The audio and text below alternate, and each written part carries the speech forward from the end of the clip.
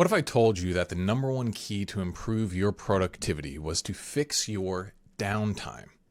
Due to a culture that glorifies grinding till the sun goes down, a hyperfixation on getting more done might be the biggest thing that's holding you back from peak performance. A few interesting studies for you to consider, okay? There's one done by Stanford University, and what they said was that productivity plummets after doing 50 hours a week of work, okay? And then working 70 hours produces no more output than working 55 hours. So basically, grinding longer doesn't mean achieving more. Second experiment was Microsoft did this in Japan in 2019, and they switched to a 4-day work week, which boosted productivity by 40%. So literally, they took 20% of their work week out, and they got 40% more done. So less time forced better focus, better systems, and ultimately better results. Here's another one here. The University of Melbourne said that cognitive performance peaks really at 25 hours a week for knowledge workers. After that, output and accuracy seriously start to decline. So really, you're not designed for just this constant 8-hour workday or 10 or 12-hour workday. And the Danish people, okay, they're famous for working, easier hours. They are consistently ranked highest in productivity per hour. All right. And when you start looking at the lives of many very top performers, they put in maybe 3 to 5 hours max of effort a day. And then the rest is spent often in very deliberate rest and recovery.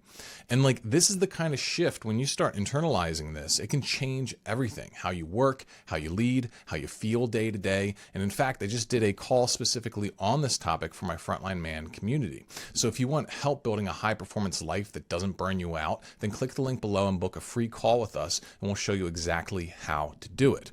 But let's look at a little bit more at what's going on underneath the hood here, where overworking could be holding you back. Okay. And I call this the trap of the ambitious man. And the ambitious guy, well, typically what he's focused on is getting more done, right? That's his whole thing. He's always how can I get more done? How can I grind more? How can I grind harder? I see this all the time with the kind of guys that I work with in my coaching practice.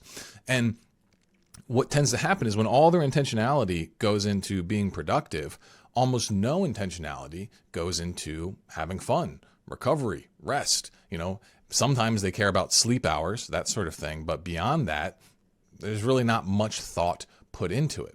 And this creates a very significant psychological imbalance, because the way that I understand it is that we've got two big appetites inside of us.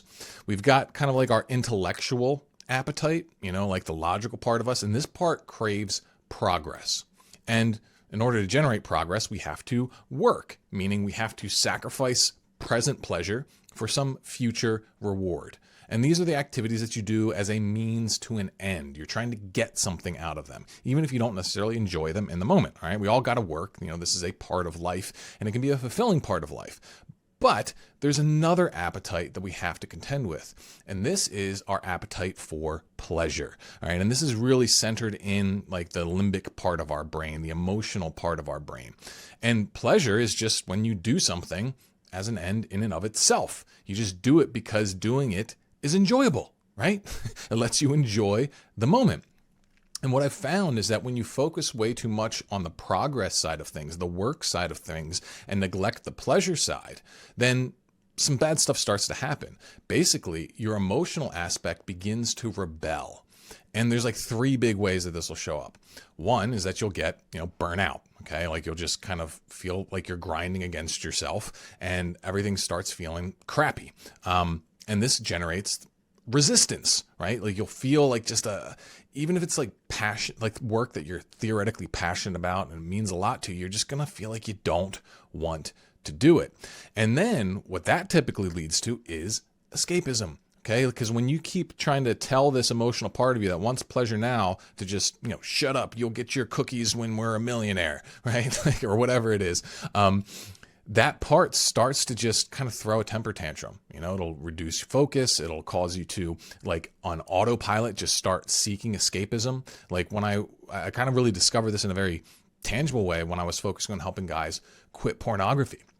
Because if they didn't know how to purposely pursue pleasure in an intentional and aligned way, then eventually their brain would just kind of like short circuit and they would just autopilot off the cliff. They would just, go into, escapism without even thinking about it as soon as their prefrontal cortex, their willpower, got tired. And so what you got to do is you really need to feed both of these appetites, the one for progress and the one for pleasure. And when you do this in a proper way, you start to work and move through life in alignment, meaning your head and your heart are both on the same page. And you can just think about this, a simple thought experiment. All right. Say you've got some quality fun and rest to look forward to later in the day. Is it going to be easier for you to focus in the first half of the day? Yes, of course it is. Your emotional self's going to be on board with buckling down for a few hours because it knows it has some fun later. And even if it's just like something later in the week that you can look forward to, but I really think every single day this matters and it actually will improve your performance. So the bottom line here is that you weren't meant to be a mindless grind machine. You were meant to work toward meaningful goals and enjoy the journey to them. Okay. And so if you're ready to align your lifestyle and perform at your best without sacrificing your soul and your ability to actually enjoy life, okay, then I want you to click the link below to book your call with us now. We would love to chat with you and help you lay out your plan for how you are going to work and move forward in alignment. So click that link below. Look forward to chatting with you.